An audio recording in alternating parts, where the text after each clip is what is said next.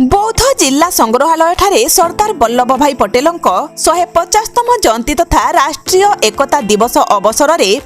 पदयात्रा उपलक्षे क्रीड़ा और युव सेवा विभाग ओडिशा सरकार एवं माई भारत पक्षर जिला स्तरीय विभिन्न प्रतियोगिता अनुष्ठित हो जाइछि।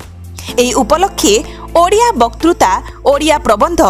स्लोगान लिखन, पोस्टर, चित्रांकन प्रतियोगिता उभय उच्च विद्यालय एवं महाविद्यालय स्तर में अनुष्ठित हो जाइछि।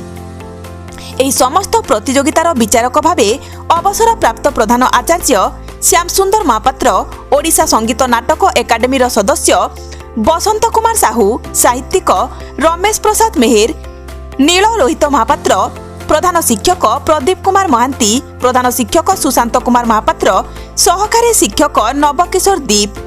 गोपाल कुमार अमात, कला शिक्षक स्वस्तिका बिसी जोगदे विचारक दायित्व तुलाइथिले। जिला क्रीड़ा अधिकारी अक्रूर कुमार जानी प्रत्यक्ष तत्वावधान में अनुष्ठित यह कार्यक्रम में जिला सूचना और लोक संपर्क अधिकारी रीताकांति बलियार सिंह, माई भारतर आसमान महाकूर, शिक्षक नवकिशोर दीप, गोपाल अमात, कनिष्ठ राजस्व सहायक लोकनाथ मेहेर,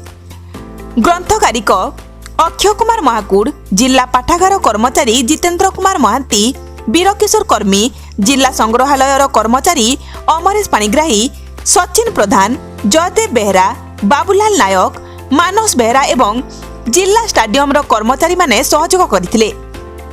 जिला संस्कृति अधिकारी अक्रूर कुमार जानी स्वागत भाषण, अतिथि परिचय प्रदान करथिबा बेले कार्यक्रम शेष में माई भारतर